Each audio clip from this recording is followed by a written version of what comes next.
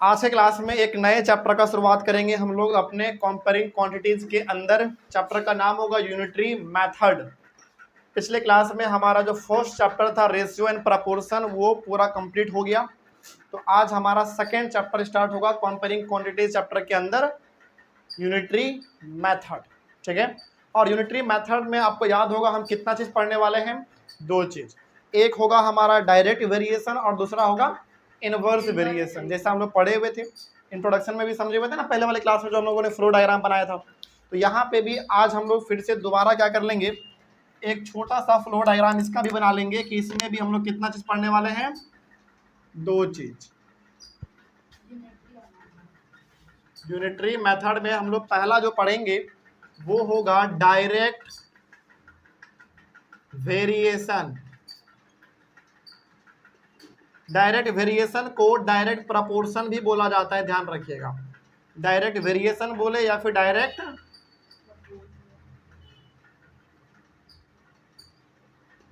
Proportion बोले, बात same है। ठीक है, उसी प्रकार से दूसरा हम लोग इसमें पढ़ेंगे इनवर्स वेरिएशन। इनवर्स वेरिएशन जिसको एक और किस नाम से जाना जाएगा, इनवर्स प्रपोर्शन। इनवर्स वेरिएशन या फिर इनवर्स प्रपोर्शन, मतलब इसका भी दो नाम है, आप जिस नाम से पुकार लो दोनों सही है। तो इनवर्स वेरिएशन बोलिए या फिर इनवर्स प्रपोर्शन बोलिए। उसी तरीके से इधर भी डायरेक्ट वेरिएशन बोलिए या डायरेक्ट प्रपोर्शन बोलिए, बात सेम है। तो हमारा जो चैप्टर है ये वाला यूनिटरी मेथड, इसके अंदर हम लोगों को दो चीज पढ़ना है। पहला जो हम लोग पढ़ेंगे वो होगा हमारा डायरेक्ट वेरिएशन, जिसको आप डायरेक्ट प्रपोर्शन भी बोल सकते हैं, सेम ही चीज है, ठीक ना। और दूसरा पढ़ना है इनवर्स वेरिएशन, जिसको आप इनवर्स प्रपोर्शन भी बोल सकते हैं, सेम ही चीज है, ठीक है। लेकिन हम लोग आज क्या स्टार्ट करेंगे, आज हम लोग स्टार्ट करेंगे अपना डायरेक्ट वेरिएशन, ये वाला टॉपिक। और ये टॉपिक बहुत छोटा है, 4 क्वेश्चन हमारे पास है, आज ही हमारा ये टॉपिक खत्म हो जाएगा। फिर हम लोग कल चलेंगे इनवर्स वेरिएशन यानी कि इनवर्स प्रपोर्शन पे, ठीक है। तो दोनों छोटा छोटा टॉपिक है, तो दो दिन में खत्म, ये आज ये वाला और वो वाला टॉपिक कल हमारा खत्म, ठीक है। तो आइए शुरुआत करें, ध्यान से बस सुनना है। हमारा आज का टॉपिक है डायरेक्ट वेरिएशन, ये हमारा पहला नंबर है जिसको हम लोग पहले डिस्कस करेंगे, और ये है हमारा दूसरा नंबर जिसको हम लोग कल डिस्कस करेंगे, ठीक है। तो पहला यहाँ पे आपको हेडिंग दे देना है कि हम लोग जो आज पहला डिस्कस करने जा रहे हैं वो करने जा रहे हैं डायरेक्ट वेरिएशन, जिसको आप डायरेक्ट प्रपोर्शन भी बोल सकते हैं।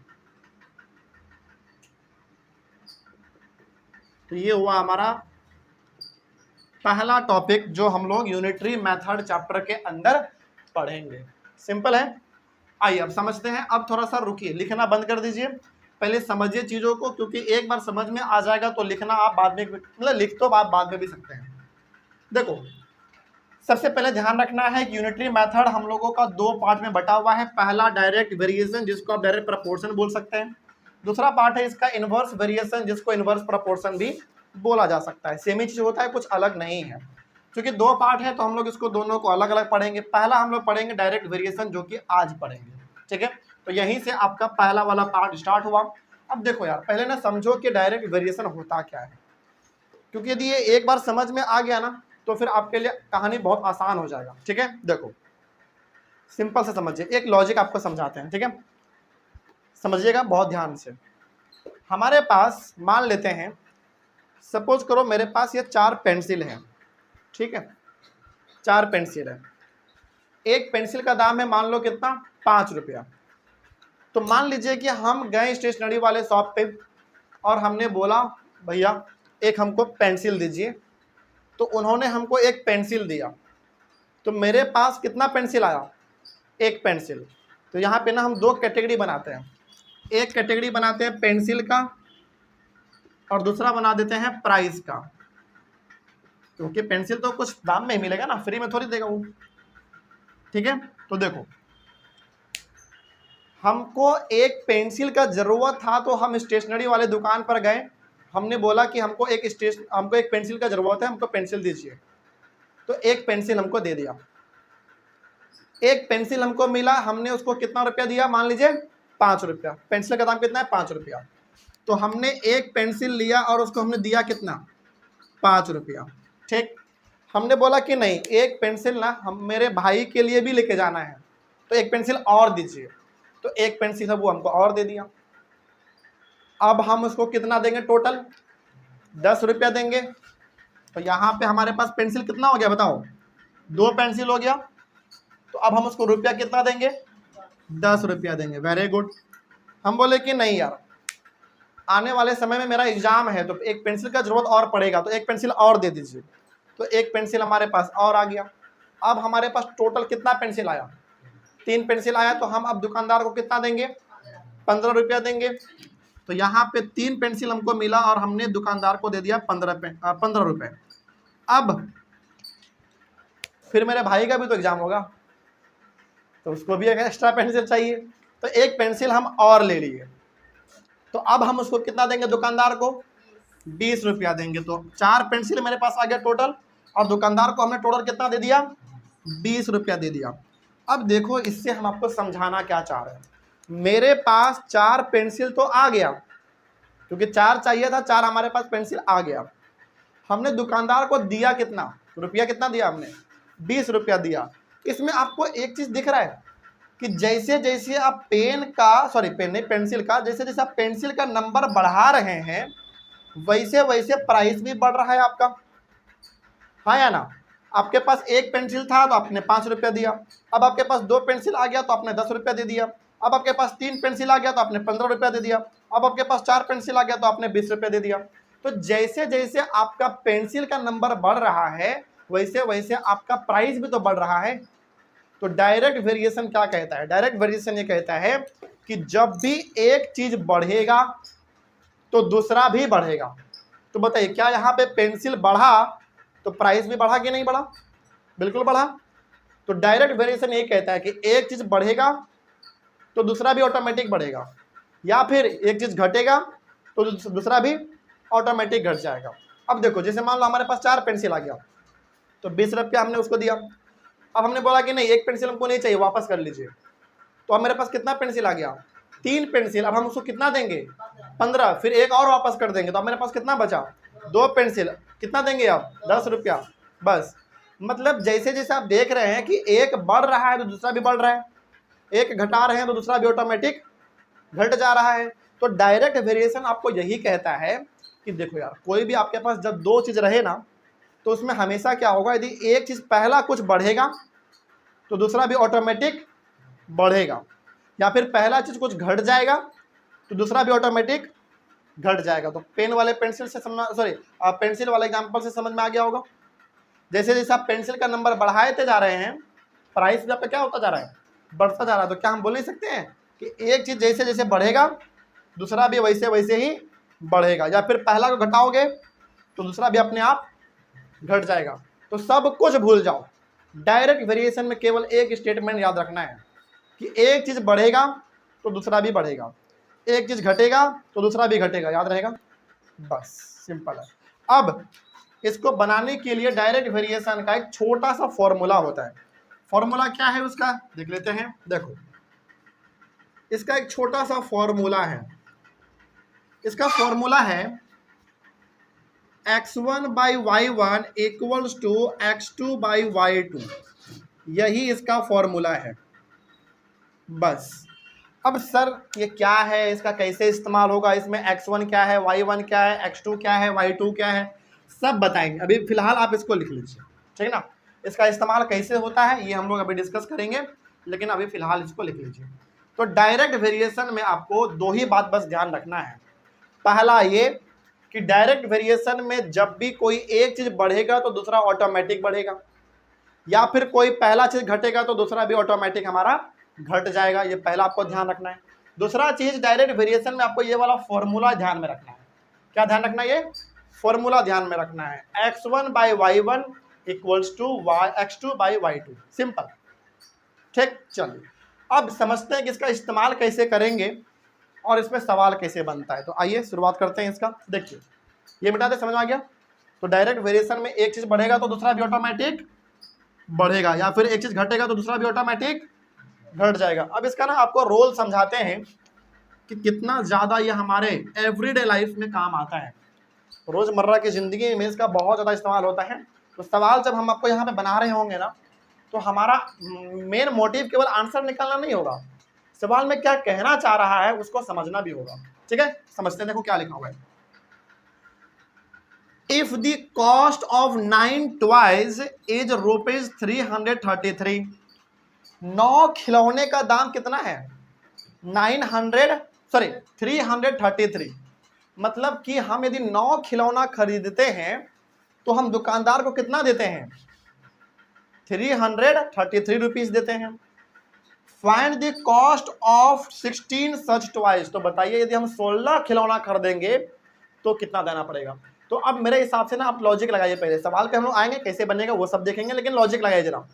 आपका लॉजिक क्या कहता है कि यार यदि 9 खिलौना खरीद रहे हैं तो इतना रुपया देना पड़ रहा है, हम 16 खिलौना खरीदेंगे तो क्या लगता है आपको, इससे ज्यादा देना पड़ेगा या कम देना पड़ेगा? सोचो। अरे सिंपल है, यदि आप 9 खिलौने खरीदते हैं तो इतना रुपया आप देते हैं, 16 खिलौना आप खरीदोगे तो क्या इससे कम देना पड़ेगा पैसा या इससे ज्यादा देना पड़ेगा?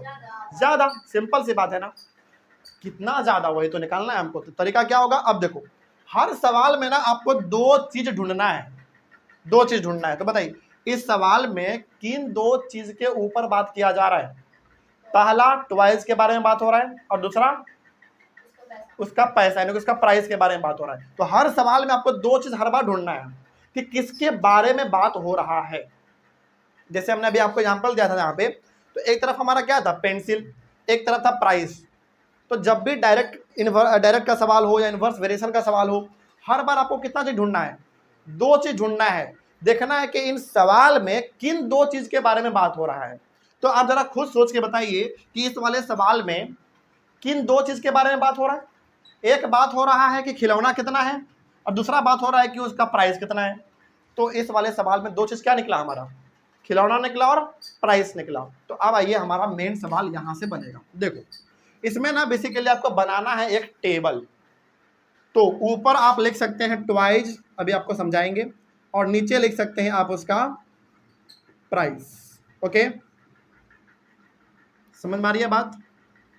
अब देखो करना क्या है, सिंपल सा समझिएगा, बहुत सिंपल तरीके से ये बनता है, ज़्यादा इसको हार्ड नहीं करना है।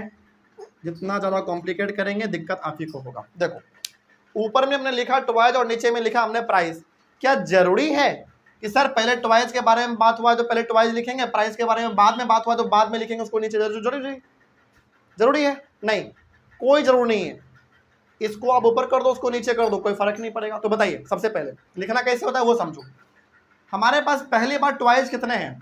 9। तो टॉयज के बगल में 9 लिख देंगे। और 9 खिलौने का दाम कितना है? 333। उसको कहाँ लिख देंगे? उसके नीचे लिख देंगे 333। प्राइस कितने में दिया हुआ है? प्राइस दिया हुआ है रुपीज में। प्राइस किस में दिया हुआ है? रुपीज में, पैसे में थोड़ी है, रुपीज में है। ये कहानी समझ में आ रहा है? अगला चीज दिखाइए अब जरा ध्यान से, समझो पहले, अभी लिखो मत, पहले समझो, बहुत इंपॉर्टेंट है ये चीज। तो हर सवाल में आपको 2 चीज ढूंढना है। पहला, इस सवाल में हमको देखा टॉयज और उसका प्राइस दिखा, तो हम क्या करेंगे, 2 कॉलम बनाएंगे, एक बना लेंगे टॉयज का और दूसरा बना लेंगे प्राइस का। ठीक, जरूरी नहीं है कि यही हमेशा रहे, आप प्राइस को ऊपर कर सकते हैं, टॉयज को नीचे कर सकते हैं, कोई दिक्कत नहीं पड़ेगा, उससे आंसर हमेशा सेम आएगा। अब लिखना कैसे है? पहला बोला गया था कि 9 खिलौने का दाम 333 रुपीज है, तो 9 को ऊपर लिखेंगे और उसका जो प्राइस उसको नीचे लिख देंगे। तो अब बताइए अगला चीज क्या लिखेंगे हम? Find the cost of 16 such toys. अब बताइए अगला हमारे पास खिलौना कितना है? 16 है। तो टॉयज वाले कैटेगरी में क्या आ जाएगा? 16 आ जाएगा यहाँ पे। लेकिन अब बताइए, जैसे आपने यहाँ पे देखा कि 9 खिलौने का दाम 333 रुपीज है, 16 खिलौने का दाम कितना है पता है क्या आपको? नहीं पता है, वही तो हमको क्या करना है? निकालना है। तो आप इसको क्या मान सकते हैं? x मान सकते हैं। तो इसको आप मान लो यहाँ पे x। अब देखो यहाँ पे क्या था हमारा फॉर्मूला था यहाँ पे x1। तो x1 का मतलब यहाँ पे x1 के जगह पे हमारा क्या काम कर रहा है? 9। y1 के जगह पे क्या काम कर रहा है 3 3 3, x2 के जगह पे क्या काम कर रहा है 16, और इसके जगह पे क्या काम कर रहा है x। बस इसका मतलब आप केवल ये कह सकते हैं कि ये फॉर्मूला उतना भी ज़्यादा हार्ड नहीं है याद रखना। बस आपको 2-4 बार प्रैक्टिस होगा, ये फॉर्मूला आपको याद रहे ना रहे, बस आपको हर बार क्या कर लेना है टेबल क्रिएट कर लेना है। सिंपल है ना, समझ में आया बात। अब तो एक बार फिर से रिवाइज करवाते हैं। हर सवाल में आपको 2 चीज़ ढूंढना है कि किस चीज़ के बारे में बात हो रहा है, उन दोनों का आपको हेडिंग दे देना है, कॉलम बना देना है, जो जिस चीज़ के बारे में बात कर रहा है उसको उसके सामने लिख देना है। जैसे पहली बार में 9 खिलौने था, उसका दाम कितने थे हमारे पास 333, वो लिख दिया हमने। उसके बाद हमारे पास 16 खिलौना है, उसका दाम कितना होगा वो हमको नहीं पता, वो तो निकाल लेंगे हम। तो क्या मान लेंगे उसको x मान लेंगे। अब x1 बाई y1 वो किसके बराबर होगा x2 बाई y2, मतलब ये डिवाइडेड बाई ये इक्वल टू ये बाई ये। सिंपल फॉर्मूला ही तो कहता है भाई साहब। तो अब हमारा मेन काम क्या होगा, देखो 9/333 इक्वल्स टू 16/x। क्या यही चीज हमारा ये फॉर्मूला नहीं आ गया। देखो अब आपको पता है क्या करना है, क्रॉस मल्टीप्लीकेशन। आइए करते हैं क्रॉस मल्टीप्लीकेशन। तो 9 into x equals to 333 into 16। Multiply नहीं करना है, नहीं तो फंस जाएंगे आप। 333 इंटू 16 डिवाइडेड बाई कितना हो जाएगा 9। तो x इक्वल्स टू बताइए, कुछ तो करता हुआ दिख रहा होगा आपको। 3 के टेबल में कितने बार में 3 3 जा 9, और ये 1 1 1। सिंपल। अब क्या 3 से ये कटेगा, अरे बिल्कुल कटेगा। कितने बार में कटेगा 3 1 जा 3, और ये पहले तो बताओ 3 3 जा 9, रुक जाओ 3 3 जा 9 और 2 और 1 21 बचा। तो 3 के टेबल में 27 कितने बार में, सॉरी 21 कितने बार में 37। तो अब आपके पास क्या बचा 37 इंटू 16। तो x इक्वल टू यहाँ पे कर लेंगे हम लोग 37 इंटू 16।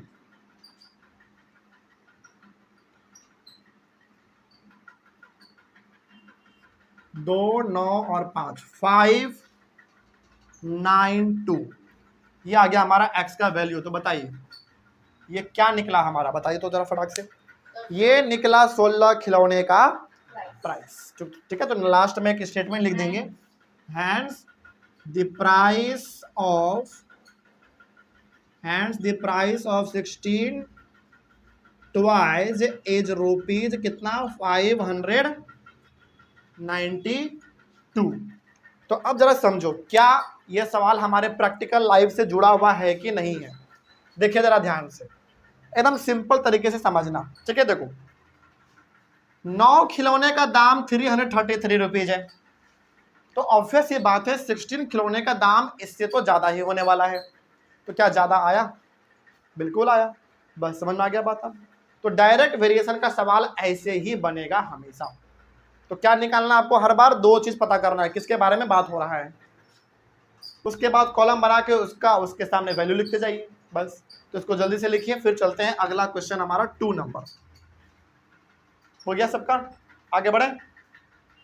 देखो इसमें क्या बोला गया है, if 25 metres of cloth cost rupees 1575। मतलब 15 मीटर कपड़ा यदि खरीदते हैं, सॉरी माय मिस्टेक, 25 मीटर यदि कपड़ा हम खरीदते हैं तो कितना देना पड़ता है दुकानदार को 1575 रुपीज देने पड़ते हैं। 15 कितने मीटर का 25 मीटर का। आगे how many metres of it can be brought for rupees 2016। तो बताइए 1575 रुपीज में हम कितना मीटर कपड़ा खरीद लेते हैं 25 मीटर। तो अब बताइए कि 2016 रुपए में 2016 रुपीज में हम कपड़ा कितना खरीदेंगे, कितना मीटर। तो आपका लॉजिक क्या कहता है कि यार 1575 रुपीज में 25 मीटर खरीदते हैं, तो 2016 में हम कितना खरीदेंगे, ज्यादा या कम, ज्यादा खरीदेंगे ना, क्योंकि आप ज्यादा पैसा देने वाले हैं तो कपड़ा भी क्या मिलने वाला है आपको, ज्यादा मिलने वाला है। तो बस, तो अब जल्दी से बताइए इस सवाल में आपको 2 चीज क्या दिखा, मतलब आप बोलोगे इसमें क्लॉथ और प्राइस। तो दो चीज इससे आपने क्या ढूंढ के निकाला, इसमें किस चीज के बारे में बात हो रहा है, कपड़ा के बारे में और उसके प्राइस के बारे में बात हो रहा है। तो बस हो गया। ठीक है, करते हैं। ये क्वेश्चन नंबर हमारा सॉल्यूशन नंबर 1 हो गया। तो यहाँ पे बस हम कुछ चेंज कर देते हैं। ठीक है, टेबल सेम रहने देते हैं, वैल्यू बस बदल देंगे। हाँ, ये भी बदलना पड़ेगा। तो आप क्या लिखना चाहेंगे पहले ऊपर में बताइए? क्लॉथ, ऊपर में क्लॉथ लिख लो। हाँ, तो यहाँ पे आप लिख लो क्लॉथ, लेकिन क्लॉथ किस में है? मीटर में। तो ब्रैकेट में मीटर लिख दीजिएगा। किसमें कपड़ा हमारा? मीटर में। और यहाँ पे आप लिख लीजिएगा प्राइस। प्राइस किसमें दिया हुआ है? रुपीज में। वो तो लिख लेंगे ना। तो इस सवाल में कपड़ा और उसके प्राइस के बारे में बात हो रहा है। तो बताइए जल्दी फटाक से एकदम। देखिए कितना मीटर हम कपड़ा खरीदते हैं? पहले 25। तो क्लॉथ के आगे 25 लिखेंगे। तो 25 मीटर कपड़े को जब खरीदते हैं तो कितना देना पड़ता है? 1575। ये कहाँ लिखाएगा? उसके जस्ट नीचे। तो 1575 क्यों नीचे लिखा हमने? क्योंकि ये सेक्शन किसका है? प्राइस का है ना। तो अगला बताइए फिर। अगला दिया हुआ है कि 2016 रुपए में कितना मीटर आएगा। तो बताइए कहाँ लिखाएगा, ऊपर या नीचे? नीचे लिखाएगा प्राइस वाले सेक्शन में। तो 2016। और फिर इसको क्या मान ले हम? एक्स मान लो। बस हो गया। और अब ये मिटाना पड़ेगा क्योंकि दूसरे सवाल का था। क्या अब नहीं बन जाएगा? फिर से वही करना है हमको, क्रॉस मल्टीप्लीकेशन। तो आइए करते हैं। देखिए सिंपल है। 25/1575 equals to x by 2016। Cross multiplication करिए। 25 into 2016 equals to 1575 into x. देखो 25 इंटू 2016 डिवाइडेड बाई कितना हो जाएगा? 1575 इक्वल्स टू एक्स। आपको क्या लगा कि यहाँ पे मल्टीप्लाई करने वाला है? कभी नहीं। हमने क्या बोला आपको? मल्टीप्लाई नहीं करना है। पहले क्या करना है? कुछ कट रहा होगा तो कट कर लेंगे, है ना। आइए कट करते हैं। देखो यार सिंपल आपका मानना पड़ेगा कि इसके कहाँ, अरे क्या दिक्कत है? इधर लिखो उधर लिखो, बात बराबर है। तो पहले तो 5 से कटेगा दोनों। तो 5 से काटते हैं पहले। 5 से कितने बार में? 5 बार में। और ये कितने बार में? 3 1 5। देख लो, गलती है तो समझो, गलती तो नहीं होना चाहिए। 3 1। ठीक है, अभी भी कटेगा 5 से क्योंकि ये 5 और इसके लास्ट में भी 5 है। तो 5 1 जा 5 और ये कितने बार में कट जाएगा? 63। हाँ 63 बार में कट जाएगा। 63 में कट गया। हाँ अब 2016 को 63 से डिवाइड करिए। हाँ, यदि नहीं आप कर पा रहे हैं तो छोटा छोटा नंबर से काट लो पहले, है ना। हालांकि डिवाइड आप सीधा कर दोगे तो भी कट जाएगा, लेकिन नहीं हो पा रहा है तो छोटा नंबर से काट लो पहले। देखो 3 से काटेंगे तो 3 2 जा 6 और 3 1 जा 3 21।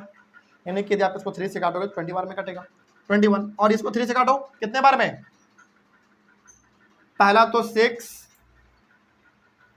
18 हो जाएगा, 18 19 20 672 कर लो एक बार। 2016 को यदि हम 3 से करते हैं 18 आएगा। ठीक है 672। हाँ अभी भी कटेगा 3 से अभी भी कटेगा। 3 से कितने बार में? 7। और ये 3 से कितने बार में कट जाएगा? 2 2 4। हाँ 2 2 4 कट जाएगा। और अब ये 7 से कटेगा 3 बार में 32। कितना आ गया हमारा फाइनल आंसर? बताइए जल्दी। हाँ तो यहाँ पे लिख लेंगे 32 इक्वल्स टू एक्स। एक्स का वैल्यू कितना आ गया? 32 आ गया। देखो 2016 को आप सीधा 63 से भी डिवाइड कर सकते थे, कोई दिक्कत नहीं है, लेकिन छोटा छोटा नंबर से काटो तो भी ठीक है ना। जैसा करो आप, सब बढ़िया है। इसके बाद नीचे में एक स्टेटमेंट लिखिएगा, लिखिए बोलते हैं नीचे में स्टेटमेंट लिखिएगा यहाँ पे hands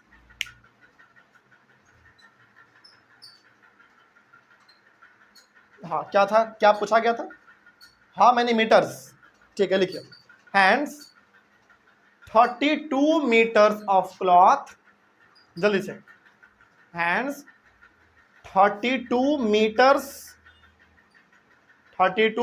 of cloth can be brought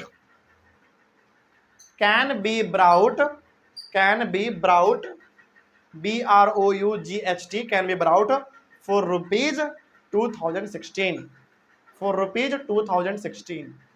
समझ में आ गया सबको? मतलब 2016 रुपए में कितना मीटर कपड़ा आ जाएगा? 32 मीटर कपड़ा आ जाएगा। ठीक है, सिंपल है ना यार।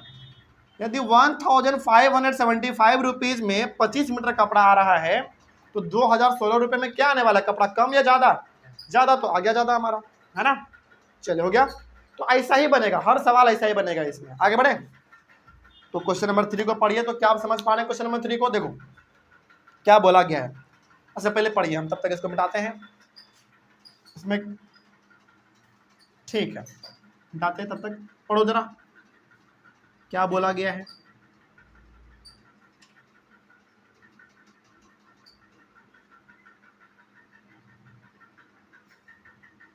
समझ में आया? तो क्या अब आप दो चीज बता सकते हैं उस सवाल में क्या क्या बोला गया है? देखिए क्या बोला गया है, समझिए। If 13 metres of a uniform iron rod, uniform iron rod का मतलब है बिल्कुल आयरन का रॉड है, बिल्कुल सीधा है, टेढ़ा नहीं है, सीधा है। ठीक है, तो आयरन रॉड कितना लंबा है बताओ? 13 मीटर, यानी कि आपके पास एक आयरन का रॉड है वो 13 मीटर लंबा है। ओके, उसका जो वजन है वो कितना है? 23.4 kg है। मतलब आपके पास 13 मीटर लंबा एक आयरन का रॉड है जिसका वेट कितना है? टोटल 23.4 kg है। ओके आगे बढ़ते हैं। Then what will be the weight of 6 metres of the same rod? तो बताइए यदि 13 मीटर रॉड का वजन वेट 23.4 kg है तो 6 मीटर रॉड का वजन कितना होगा? तो आप जरा सोच के बताइए, कम होगा या ज्यादा होगा?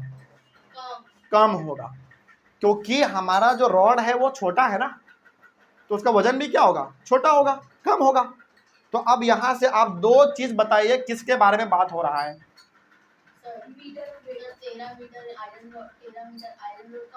यानी कि आयरन रॉड का बात हो रहा है और उसके वेट के बारे में बात हो रहा है। ठीक है, तो यहाँ पे हम लोग दो कॉलम बना लेंगे। यहाँ पे आप लिख लेंगे आयरन, किसमें दिया हुआ है बताओ? मीटर में। तो ब्रैकेट में लिख देंगे आयरन, मतलब आयरन लिख के ब्रैकेट में मीटर कर देंगे m। इसका मतलब वो कि हम बात कर रहे हैं किसके बारे में? आयरन के लेंथ के बारे में, मीटर के बारे में। और उसके बाद यहाँ पे क्या बात होगा? वेट, और वेट किस में दिया हुआ है? केजी में। तो ब्रैकेट में क्या लिख देंगे हम लोग? केजी, कोई दिक्कत नहीं। तो अब बताइए जल्दी फटाक से, तो आयरन वाले कैटेगरी में, आयरन वाले बॉक्स में हमारा जो कि मीटर में है वो कितना आ जाएगा? 13, तो यहाँ पे 13 आ जाएगा। और 13 मीटर लंबे रॉड का जो वजन है वो कितना है? 23.4 kg। ठीक, अगला बोला गया था कि बताओ फिर 6 मीटर लंबा रॉड का कितना वजन होगा? तो ये 6 कहाँ आ जाएगा? मीटर वाले कैटेगरी में, यानी कि आयरन वाले कैटेगरी में। तो यहाँ पे 6, और ये नहीं पता हमको तो क्या मान लेंगे? x मान लेंगे। क्या अब सवाल नहीं बन जाएगा? बस वही चीज़ है, आप क्रॉस मल्टीप्लिकेशन वगैरह करिए, ये तो आपको आता ही है। चलिए आइए करते हैं, शुरू करें। देखिए सिंपल करना है यार, बहुत ज़्यादा उसमें कॉम्प्लिकेट मत करना। 23.4 equals to 6 divided by x, cross multiplication करेंगे तो 13 into x equals to 6 into 23.4। तो x का वैल्यू हमको चाहिए, तो 6 इंटू 23.4 डिवाइडेड बाई कितना? 13। अच्छा करेंगे अगले स्टेप में, रुक जाओ। इतना समझ में आया? इतना समझ में आ गया? अब ये वाला पॉइंट हम क्या करेंगे? हटाएंगे, तो नीचे कितने से डिवाइड करना पड़ेगा? 10 से, क्योंकि एक डिजिट के पहले पॉइंट है। तो 6 इंटू 234 बन जाएगा डिवाइडेड बाई 13 इंटू 10 बन जाएगा। यहाँ तक तो किसी को कोई दिक्कत नहीं है ना। पॉइंट को हमने हटाया तो नीचे कितना देना पड़ेगा, 10 तो देना ही पड़ेगा यार। तो अब आ जाओ, थोड़ा कुछ यदि कट वुट रहा होगा तो कट करेंगे हम लोग, जैसे बिल्कुल कट रहा है। देखो ये कितने बार में कटेगा, 2 के टेबल में 3 और ये 2 के टेबल में 5 और 234 13 से हमको ऐसा लगता है पक्का कटता होगा। अच्छा करके देख लेते हैं,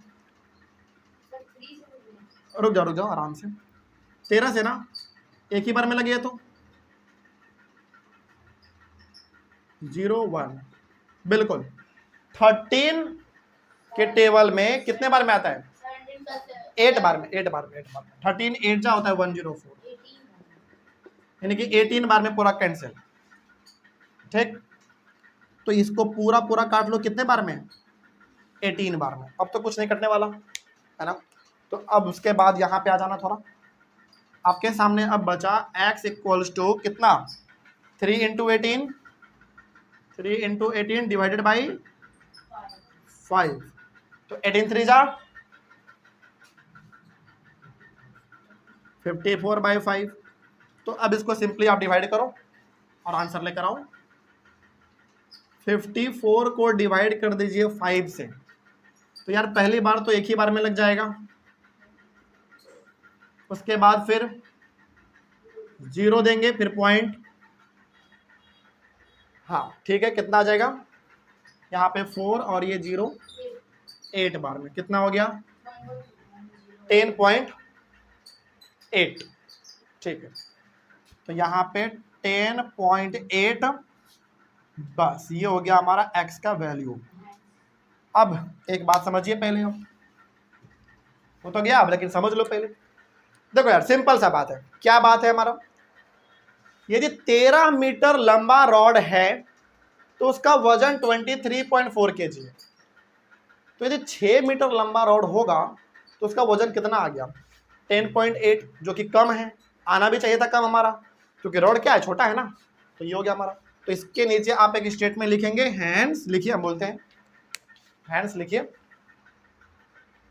बोले द वेट ऑफ, सबको लिखिए, ऑनलाइन बोले बच्चे आप लोग भी लिखिए, पहले यहां तक कंप्लीट करके इसके बाद इसमें एक स्टेटमेंट लिखिए, बोलते हैं hence the weight of 6 metre long, 6 metre long iron rod is 10.8 kg, is 10.8 kg।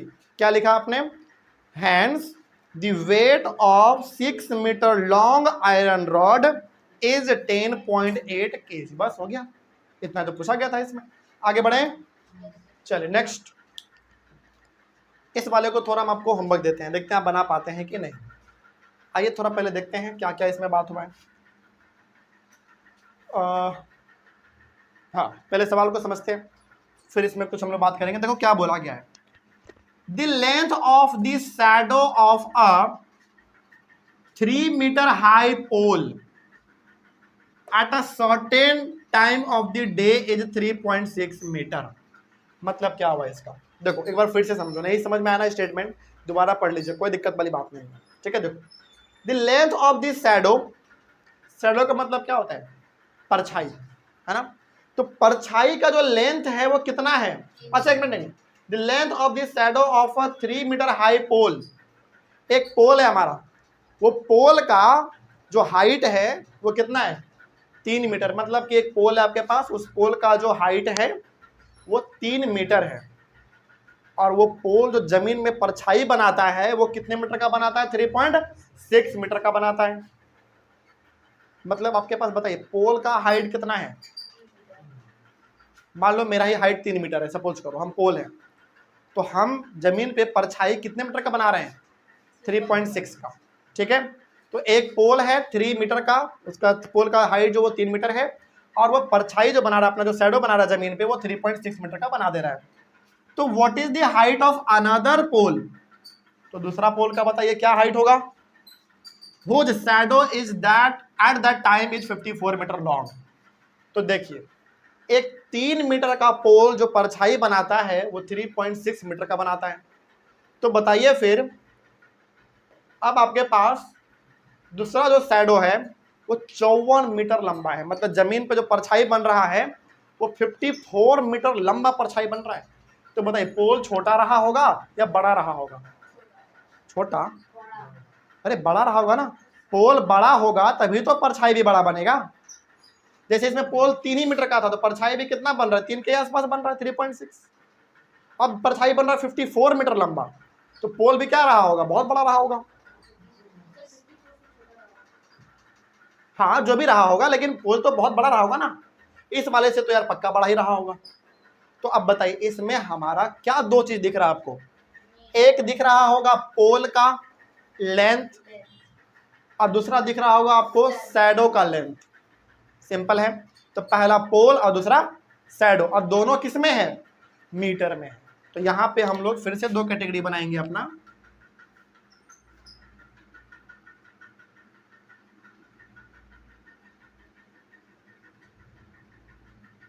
हाँ पहला लिखेंगे पोल, और पोल किस में दिया हुआ है? मीटर में, तो ब्रैकेट में m लिख देंगे। और अगला शैडो यानी कि परछाई, ये भी किस में दिया हुआ है? मीटर में। सिंपल है। तो बताइए अब जरा ध्यान से फिर, पोल का जो लंबाई है यानी कि जो हाइट है वो कितना है? 3 मीटर। तो परछाई कितने का बनाता है वो? 3.6 मीटर का बनाता है। अब दूसरे बार में क्या है? परछाई बना रहा है 54 मीटर का, तो कहाँ लिखेंगे उसको? ऊपर या नीचे? नीचे 54। तो फिर पोल कितने का है? पोल का क्या लेंथ होगा? नहीं पता हमको, तो x मान लेंगे। सिंपल। चलिए बस अब बनाइए फिर, हो गया। इतना ही करना होता है इसमें, इसके अलावा कुछ नहीं। क्या ये वाला बना लेंगे? थोड़ा सा हम हिंट दे देते हैं, और ये वाला आपको खुद बनाना है क्योंकि 3 सवाल आपने अभी तुरंत बनाया। 3/3.6 इक्वल्स टू x/54। क्या करना है हमको? क्रॉस मल्टीप्लीकेशन करना है। तो ये हो जाएगा 3 × 54 इक्वल्स टू 3.6 × x। तो 3 × 54 divided by 3.6 equals to x। तो 3 × 54, चलिए जरा सोच के बताइएगा क्या करने वाले हैं। नीचे 3.6 है, हम पॉइंट को हटाएंगे तो वो 10 कहाँ चल जाएगा? ऊपर चला जाएगा। तो यहाँ पे केवल 36 बचेगा, और यहाँ पे ऊपर में मल्टीप्लाई हो जाएगा 10 से, बराबर x। अब क्या इसको कट वगैरह करके आप आंसर नहीं लेकर आ जाएंगे? हो जाएगा। छोड़ दे अब हम। तो जो भी x का वैल्यू आएगा फिर नीचे लिखेंगे आप एक स्टेटमेंट, हैंस, जो आपने लिखा है कि हैंस द लेंथ या फिर hence the height of the pole is, जितना इसका आंसर आएगा उतना लिख देंगे। Hence height of the pole is, जितना आएगा उतना लिख देंगे। हो जाएगा ना? सिंपल है। तो इसको जल्दी से ऑनलाइन वाले बच्चे और ऑफलाइन वाले सबको इसको जल्दी से लिख लीजिए। तो ये वाला बस हम आपको होमवर्क में दे रहे हैं। क्यों दे रहे हैं होमवर्क में? क्योंकि सिंपल है यार, है ना? सिंपल है, और आपने 3 सवाल बनाया है तो इसको भी कर लीजिएगा, इसलिए दे रहे हैं। देखते हैं आप लोग बना पाते हैं कि नहीं। हो जाएगा। चलिए इस तरीके से हमारा जो चैप्टर है यूनिटरी मेथड, उसके अंदर हमने आज शुरुआत किया था डायरेक्ट वेरिएशन, जिसको आप डायरेक्ट प्रपोर्शन भी बोलते हैं, वो कंप्लीट हुआ। इसके अलावा इसमें कुछ खास वाली बात नहीं है। ठीक है, तो अब आप डायरेक्ट वेरिएशन का जो एक्सरसाइज है अपने बुक में उसको बनाइए। कोई डाउट आएगा तो आप लोग क्लास में आके पूछेंगे और आप लोग एक बार कमेंट कर देंगे। ठीक है ना? खत्म। तो हम लोग कल क्या पढ़ेंगे? यूनिटरी मेथड का सेकेंड पार्ट, इनवर्स प्रपोर्शन यानी कि इनवर्स वेरिएशन। तो कल हम लोग उसको भी पढ़ के कल ही खत्म कर देंगे। ठीक है, चलिए तो मिलते हैं हम लोग कल। और हाँ, किसी भी प्रकार का डाउट रहा होगा किसी भी सवाल में, आप लोग बनाइए। जिस भी किताब को बनाते हैं, जो भी बुक आपके पास है उसको बनाइए। कहीं पे कोई डाउट आए तो क्लास में आप लोग पूछेगा और आप लोग कमेंट कर दीजिएगा। ठीक है, तो मिलते हैं हम लोग कल। तब तक thank you very much and have a nice day.